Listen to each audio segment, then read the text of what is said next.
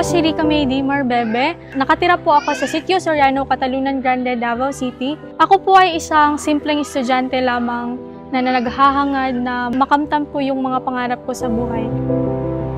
Yung trabaho po ng aking mga magulang ay yung papa ko po ay nasa tindahan ng motor parts at yung mama ko naman po ay nasa bahay lang nag-aalaga po ng aking kapatid na may special needs at may munti rin po kaming tindahan na sari-sari store.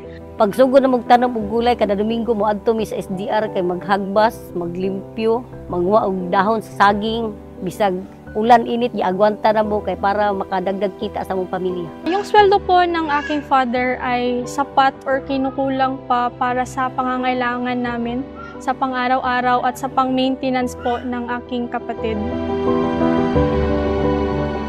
Noong December 2019, hindi po namin alam bakit hindi po siya nagsasalita. And suddenly po, minutes later, nagsi-seizure na po siya. Doon ko po naramdaman yung takot na baka mawala po siya kasi hindi po namin siya madala sa ospital. At hindi ko po na gusto makita yung kapatid ko na nahihirapan at yung nag-aagaw po siya ng buhay. Doon ko po nalaman kung paano po kahirap yung nandito lang po kami sa bahay, hindi po namin siya matulungan kasi wala po kaming pera. At hindi po namin siya madala kasi wala po kaming modes of transportation na para madala po siya sa hospital.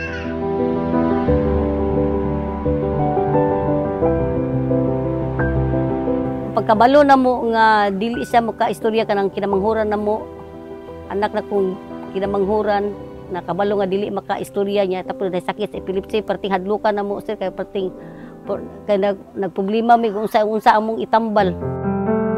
Sa bawat hakbang ko po ay na-realize ko po na kung hindi po ako magpapatuloy sa aking paglalakad, hindi po ako makakarating kung saan man ako gustong pumunta. Kaya po nagpupursige po ako palagi kasi gusto ko po ng magandang buhay para sa akin, hindi lang po para sa akin, kundi para na rin po sa aking pamilya. Noong time na nag-chat po sa akin si Ma'am Ling, sinabi niya na approve po yung application ko for scholarship. Tuwang-tuwa po ako noon, sir, kasi finally may opportunity na pong ibibigay sa akin para makapagtapos po ako ng pag-aaral. At sinabihan ko po si mama noon, sila papa, at tuwang-tuwa din po sila. Ito na po yung simula para ma-break po yung cycle ng poverty na meron po kami at matulungan ko po sila mama na mabigyan ng magandang buhay.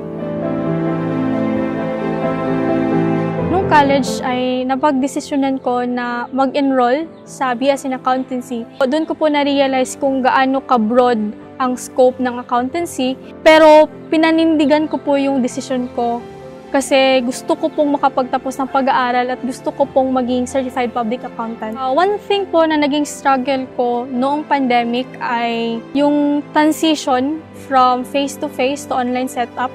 Unang-una po ay yung kakulangan ko sa gamit kasi wala po akong laptop noon at yung cellphone ko lang po yung pinagtsatsagaan ko para mag-attend ng mga online classes, mag-take ng exams and quizzes. Pangalawa po ay yung signal kasi pahirapan po kasi kami kumuha ng signal dito kasi yung location namin is nasa low-lying area. Kaya napakahirap po sa akin, especially nung mga kailangan ko pong umattend ng mga online meetings. Pero hindi ko po siya ginagawang excuse para hindi gawin yung mga dapat kong gawin. Naging resourceful po ako kasi ayoko pong mababa yung grades ko dahil lang po doon sa mga shortcomings po. Pangarap ko po sa magulang ko ay mabigyan po sila ng magandang buhay, yung maginhawang buhay po na hindi po tulad dito. Yung mabigyan ko po ng justice, yung sakripisyo na ibinibigay sa akin ng aking mga magulang at mabreak po yung cycle ng poverty sa aming pamilya. At yun po, yung education ko po, yung naging daan at magiging daan para makamtan ko po yung mga pangarap ko sa sarili ko at sa pamilya ko po. Sa kapatid ko naman po ay gusto ko pong mapagamot yung kapatid ko kasi gusto ko pong mawala yung epilepsy niya kasi napakahirap po para sa amin na makita po siyang ganun. Malaki po yung utang na loob ko sa SM Foundation dahil sila po yung naging daan para makapagtapos ako ng pag-aaral at makamtan ko po yung mga pangarap ko sa buhay. At gusto ko pong magtrabaho sa SM, it's a way of paying back sa kung ano man yung kabutihan na ibinigay nila sa akin. Mga kapwa scholars, be grateful kasi hindi po lahat ng mga estudyante ay nabibigyan ng ganito kagandang opportunity. Kaya, in everything that you do in your studies, just give your best kasi it is our way of paying back sa anuman yung kabutihan na ibinigay sa atin ng SM Foundation.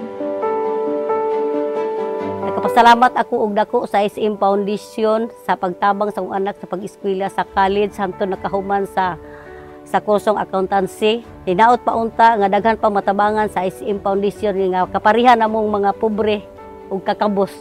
Daghan salamat kaayo sa SM Foundation. Taos puso po akong nagpapasalamat sa SM Foundation at sa C Family sa kabutihan na ibinigay nila sa akin at sa pagkakataon na ibinigay nila sa akin para makapagtapos ako at makamtan ko po yung aking pangarap sa buhay. Wala po ako sa posisyon ko ngayon kung hindi po dahil sa inyo. Kaya marami pong salamat. Sana ipagpatuloy niyo po yung mga programa ninyo dahil alam ko po na marami pa po kayong pangarap na matutulungan. God bless you all po and marami pong salamat.